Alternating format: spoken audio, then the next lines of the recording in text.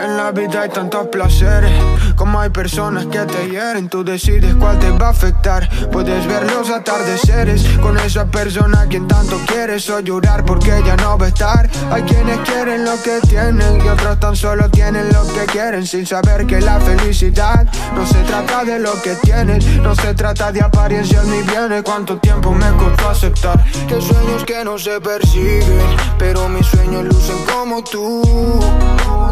Tengo recuerdos que me siguen, en todos ellos te apareces tú. Que hay sueños que no se persiguen, pero mis sueños lucen como tú. Mujeres en el mundo hay miles, pero ninguna de ellas como tú.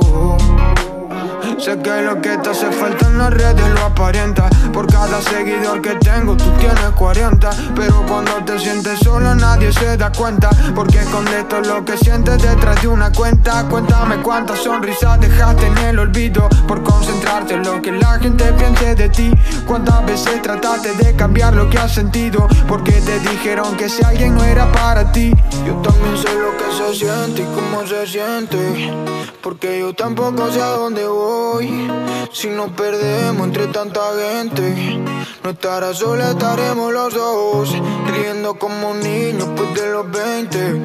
No me imagino una vida mejor. Hagamos nuestra historia pa' que la cuenten cuando ya no podamos estar los dos.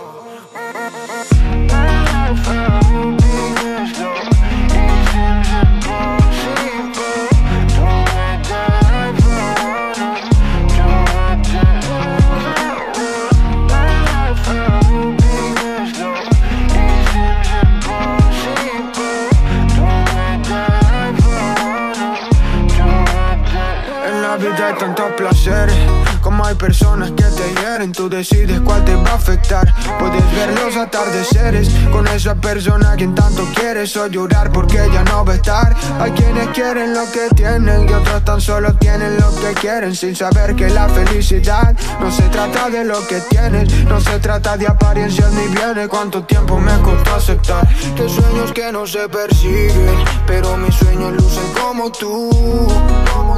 Tengo recuerdos que me siguen, en todos ellos te apareces tú. Que hay sueños que no se persiguen, pero mis sueños lucen como tú. Mujeres en el mundo hay miles, pero ninguna de ellas como tú.